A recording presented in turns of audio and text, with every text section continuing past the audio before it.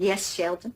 Per the student dress and grooming code, this boy's hair is too long. This boy is wearing sports attire outside of a designated area, and this girl's blouse is diaphanous, which means I can see her brassiere. Thank you. I will take that into account. All right. We have a few minutes before first period. I need y'all to fill out these forms. What?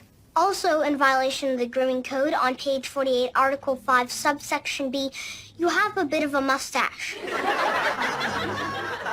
This is a stupid idea. This boy does not belong in our school. Come on, Vicky, it's just the first day. Why don't we all just take a deep breath here? The hell with that. 5 minutes into my math class, he questioned my credentials. How am I supposed to control a classroom when a kid accuses me of being in breach of the hygiene code? Well, Hubert, it wouldn't kill you to shower a little more often. George, you want to weigh in here? Well? Oral Roberts University is a wonderful school. He said I was intimidated by his intelligence. Well, in China, 2.5 billion students. If we times 2%, over 5 million.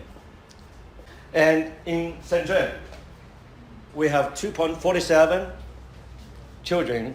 By children, I mean those kids started from the primary school, from kindergarten to high school. If I times 2%, that's over 50,000 to 100,000. It's a huge one, right? And this figure is only from IQ test, not including other special talents such as leadership, memory, sports, and arts. Wow, so that's a big number, right? But lots of talented students disappeared because of education, because we do not have proper education. So we consider them a very weird students, problem students, right? So how to identify and how to educate them is very, very important. So here comes the question. How to identify and select all those students, how to educate them, how to assess the effectiveness of our education on gifted education. And above all, what can we learn from the best practice of other countries, like from Vietnam and from Canada, from other countries and regions. So I want to learn from you. You must have some good practice. So what can we learn from other best practice? So we can do some collaborations on this. Let me just explain a little bit about the background.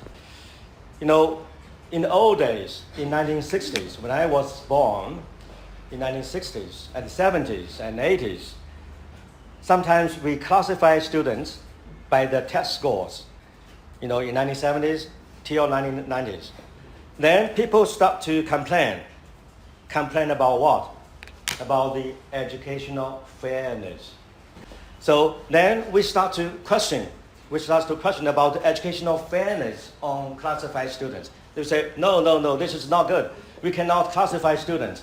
Why? Because we need to be fair to every student.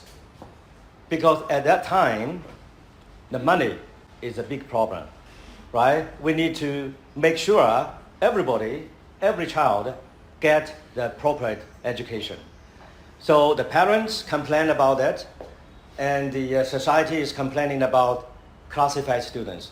So then we canceled, we delete the class A, the A class, B class, the gifted student class. No, then we deleted, it disappeared.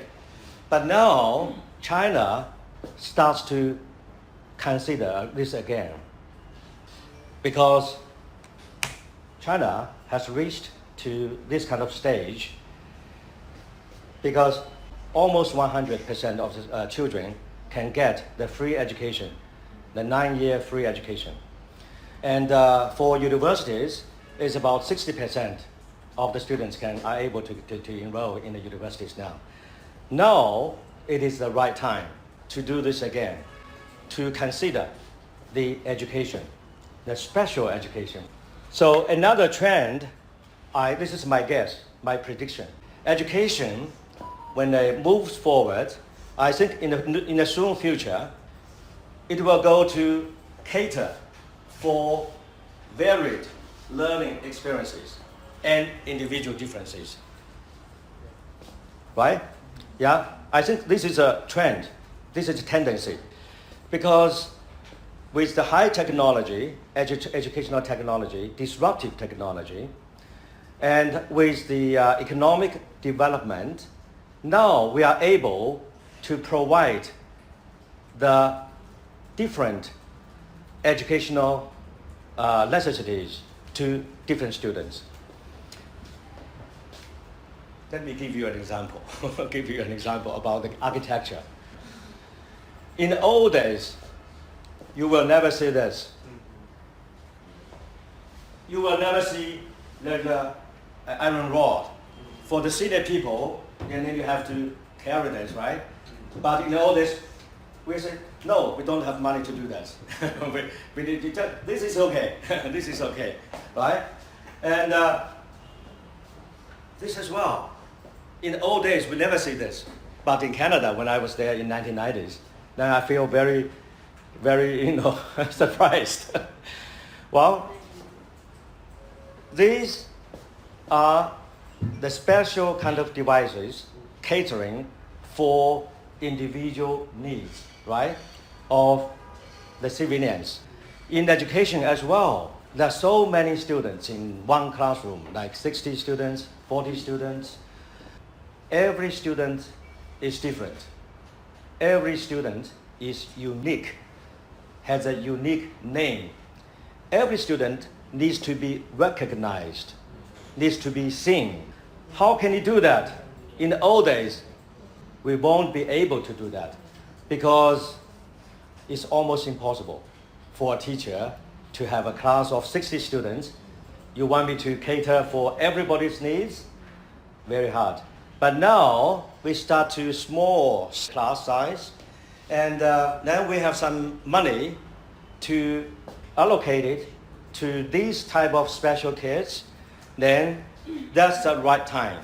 So coming back to this, so for education fairness, now it's a higher level fairness, right? It's a higher level fairness. With the higher educational technology, we are able to provide different individual education to different students. Now, then I have many sub-questions.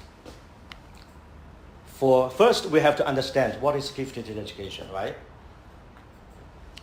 Gifted education is about exceptional students. It's about prodigy. It's about high achiever. Yes or no? Yes or no? Either yes or no. I just raised this question for you to think. What is gifted education? What should we include? So high achievers, you work very hard, you get a high score, but you may not gifted. you're not gifted. You may not get it. I work very hard, then I can get 100 score. But when I do IQ test, maybe not, right? And also IQ test has a lot of conflicts, had a lot of arguments. I know in China, schools are not allowed to do the IQ test for the students. I'm not sure whether in Vietnam. The same. You know why? Because when you do the IQ test as a teacher or as a school, then it is discrimination. Only when we say that kid is problem, that kid is difficult, that kid is not mischievous, then the parents feels very concerned. The parents is worried.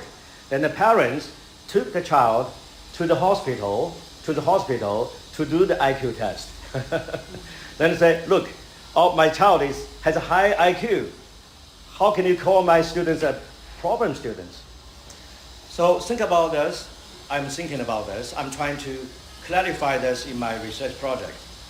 Then how to identify and select them. How? How can you identify? Through exams? Yes or no? Yes, exam test score. yeah. This is one of the ways, right? But it's a traditional way when I think that in today, not many students and not many schools that approach this method. Yeah. It depends on what kind of exams that you have, right? Yes. I think this is good, but maybe it's not enough. IQ test, various competitive tests, national tests, international tests, Olympic tests. Is that good? Yeah, good. Yes? School recommendation. Or school recommendations? Can we do that? Is that a good idea? Community recommendation, like the parents and the community living in the same area. They say, this kid is very special. We recommend this kid as a gifted child. Is that okay? So what kind of method, how to identify and select them is a big, challenging question, right? We need to think about it. I'm not sure whether how you practice in Vietnam. And how to train them is also how to educate them. I show you the video clip. That teacher don't know how to educate young Sheldon. We do inclusive education. We get them together in the one class with other people, other students. Is that okay? Separate education, enrichment program, starting from primary school to university education. We have to do it continuously, right? But how? How can we do it? Sometimes in primary education, we do things differently. Then in the secondary school, then we have different students. We are not doing things coherently, consistently. Then that's a problem, right? So how can we do that? We have to do this. Parent, teacher, society, collaboration. For gifted child, sometimes it's very, very important to have a good parent, like young Sheldon. Young Sheldon, they have very good parents. But they also have good teachers, right? Eventually, they also have good teachers. How to evaluate their effectiveness? The government spent a lot of money to this group of students, but it is effective. We have to evaluate based on target, based on student achievement, based on employment quality, based on social contribution. Any other dimensions? We need to think about this. Okay? So that's all the things, how to train teachers as well. Because honestly, I do not know how to educate gifted child because I'm not trained for this. But I know, according to my experience, in my past 60 years kind of experience, I can see some are very good, right? Lack of teachers to train the teachers. So we have to train the teachers first. We have to train the parents first, the parents as well. And how to build a strong and large team to train them, to educate them. And most importantly, talking about technology. I just want to continue. How we can use technology to cater, to meet the individual needs. This is another question, right? Yeah, okay. So this is my project.